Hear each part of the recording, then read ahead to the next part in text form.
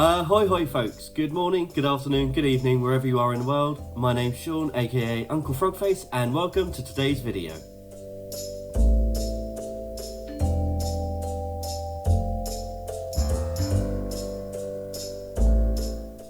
So today we're going to be looking at a craft kit that Andrew bought me for my birthday. So it was recently my birthday. Yeah, I'm getting old, I'm trying to cover up the grey hair, don't put it out.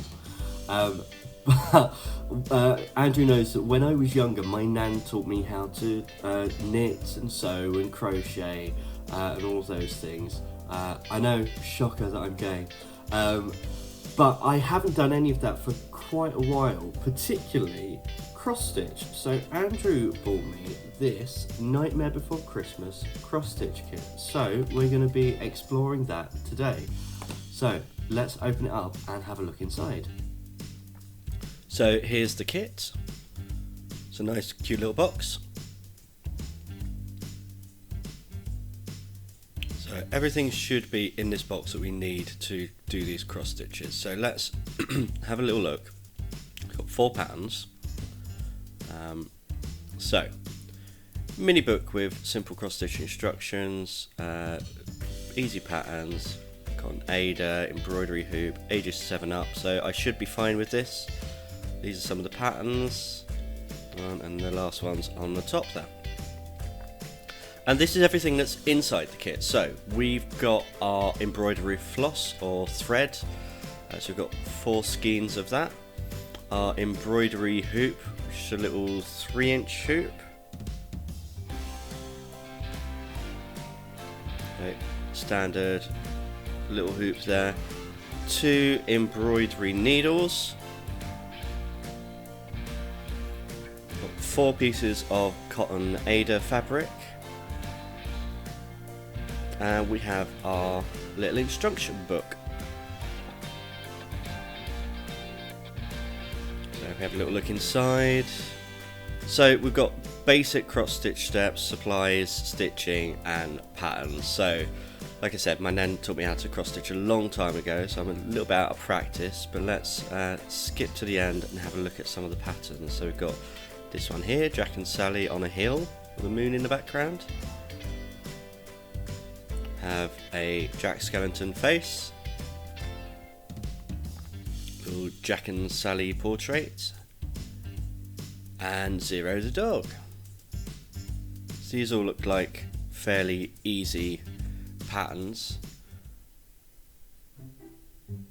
Okay, so first we need to put the Ada onto the embroidery hoop. So separate the hoop into its 2 rings and then sandwich the Ada between them. And once you start tightening it, just give it a little bit of a tug on each side and just trying to get it as tight as possible. It should be like a little drum.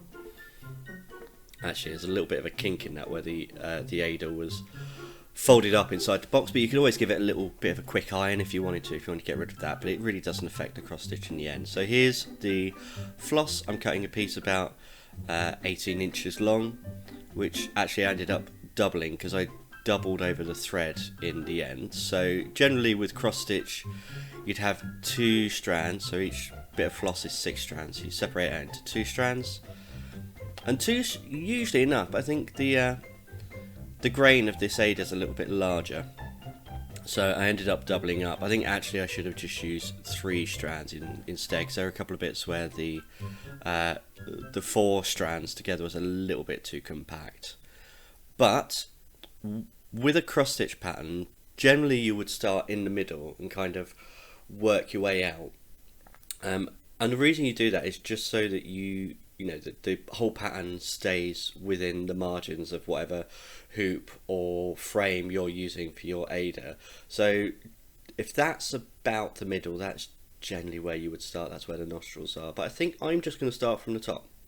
It's a fairly small pattern. I'm not really worried about it going outside of the margins. So first thing I'm going to do is just try and find, there we go, a place for my first stitch.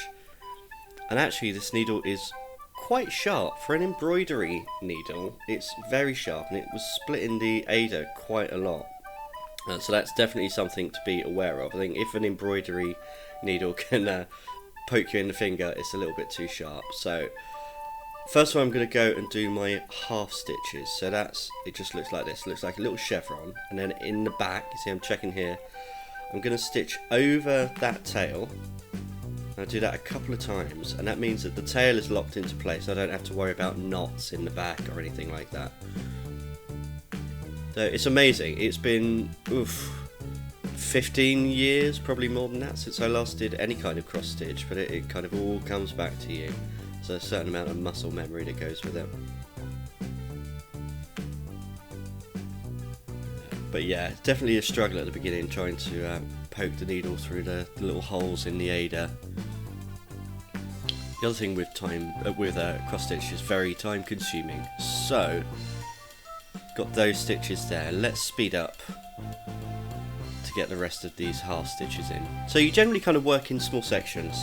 Do a little bit of half stitch, go back, find another section, do a little bit of half stitch, go back. And it's called counted cross stitch because you're counting the amount of stitches that you're doing for the pattern. So each of those little boxes on the pattern is 10 stitches, so it's 10 by 10 squares.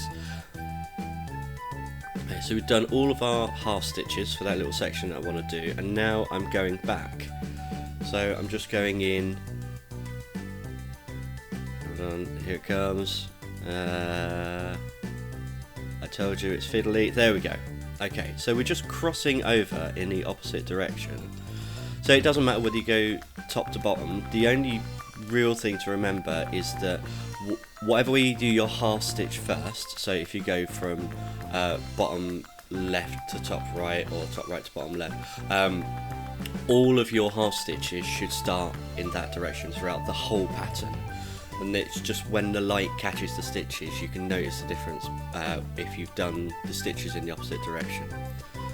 So there we go, I'm just going back and doing all of these full stitches, and there we have a whole row of full stitched.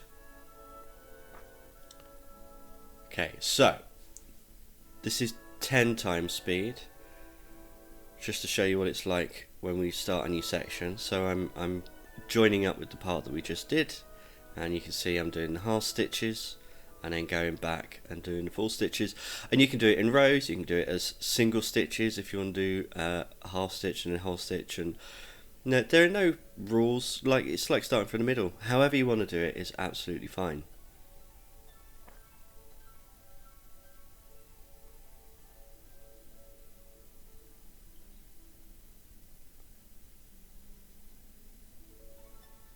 I did snag the thread a few times or get tangled up. That's just because I haven't done it for such a long time.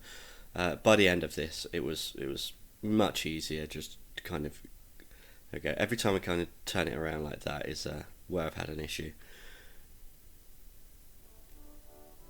Just doing some of that. We're at 15 times speed now. So as I said, it is quite time consuming, but it's also quite meditative. So if you've got free afternoon and you just want to do a little pattern like this, or if you want to take it up as a kind of a more invested hobby and get some of the larger kits, then go for it. It's a really fun kind of zone out and listen to some music, listen to a podcast. That's what I was doing while I was recording this. I was listening to a podcast.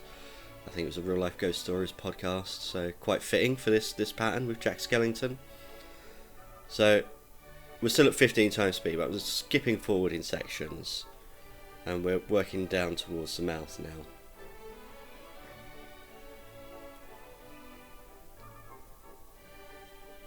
So like I said, my nan taught me how to cross stitch when I was really young. So it was actually my granddad taught me to darn socks because he was in the army, and that's something they had to learn. And my nan then taught me to cross stitch, to embroider, to generally sew and use a sewing machine, to knit, to crochet, and to make bobbin lace, which bobbin lace is something, again, I've not done a long time, but I was a member of a guild in Enfield, kind of a youth member, trying to get young people involved in a dyeing craft. And again, it's something I've not done for a long time. All of my lace stuff is at my nan's house, so maybe I should do a video on that. If you'd like to see a bit of bobbin lace or embroidery or sewing, definitely let me know, because I had a lot of fun doing this video, and it's definitely something I'll be doing in my spare time, so I'd be more than happy to share it with you guys. So we're doing a long section here of half stitches. You can see I'm counting with the tip of my needle how many half stitches I'm doing.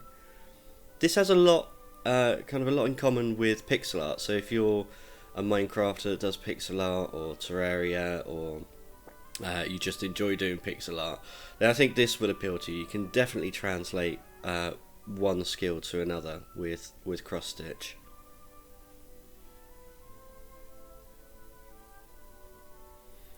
Okay, so you see at the bottom there where the tightening nut is for the hoop.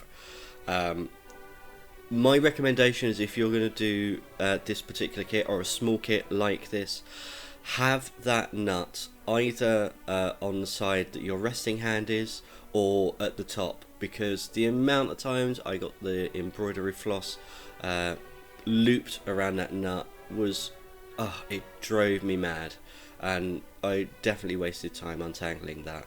So there's a little tip for me to make it go a little bit smoother if you give this a try. And we are nearly finished with all of the cross stitch now. You can see I'm just finishing up this eye here. We've got the nostrils in, got the whole head shape and the mouth, and it's just the rest of this eye left. So once this eye is filled in, you can see on the pattern to the left there are those little lines around the mouth. So they are just little single stitches. They don't conform to the grid type, so you can kind of go wherever you want with them. And I'm using half the amount of floss. So for the cross stitches, I've got 2 strands doubled over, and for those little lines I'm going to do just 1 strand doubled over. So you'll see that when I finish these last few stitches here.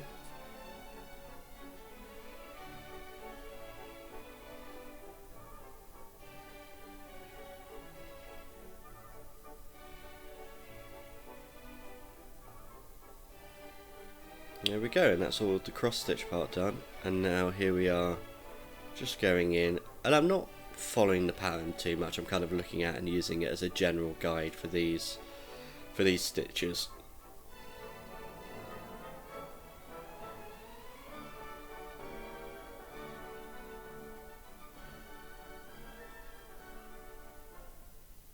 Okay.